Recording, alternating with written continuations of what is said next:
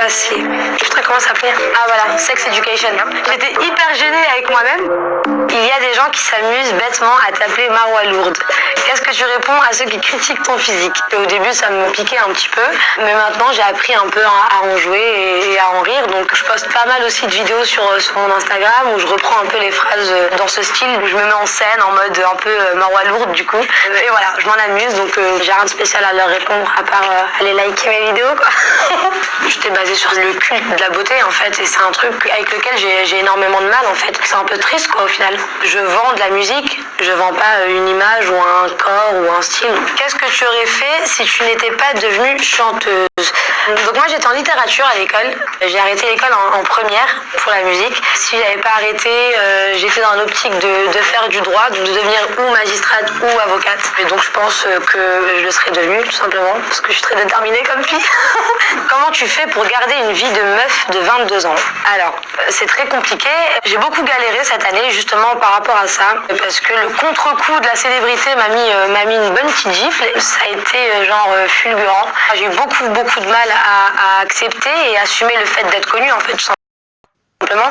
Donc le fait de ne plus pouvoir me promener tranquillement dans la rue, de ne plus pouvoir fréquenter les lieux que fréquentent les personnes de mon âge, en fait. Donc ça a été très dur et j'ai très mal vécu. Je suis allée au McDo une fois, c'était un moment atroce où j'ai pleuré et je suis juste allée prendre un McDo et en fait il y a eu 150 personnes qui se sont ramenées dans le McDo, tu vois. J'y vais plus. Je peux aller au drive, mais quand il n'y a pas de drive, je vais envoyer ma soeur ou mon mari ou une amie ou n'importe quoi. Et c'est dur, franchement, c'est très relou. Quelles sont les femmes qui t'inspirent le plus?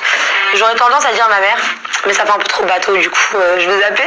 Je dirais Jams, c'est un vrai modèle pour moi, ça a été un vrai modèle de femme forte. Le message qu'elle véhiculait, avec son image qui n'était pas très bimbo, mais en même temps qui arrivait à vendre je ne sais combien de CD et qui arrivait surtout à battre tous les scores, en fait, même des artistes, des rappeurs masculins, en fait. Chante-nous le morceau de Jams qui te fait le plus kiffer. Il y en a plein, hein, mais car tu porteras mon nom. Elle imaginait sa vie plus tard, quoi, mariée, enfant, tout ça, et je trouvais le titre très touchant. Ça faisait ni le ciel ni les étoiles ne m'éloignent de toi.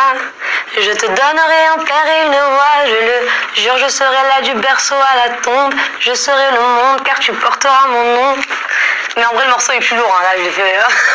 Alors, featuring avec Nekfeu ou Kobalade. Avec les deux, j'ai même pas de choix à faire. J'aime bien les découvertes. J'aime bien quand deux mondes ne se ressemblent pas. C'est des trucs que je kiffe. Kobalade, il me fait péter de rire à chaque fois que je regarde une interview à lui, tu vois.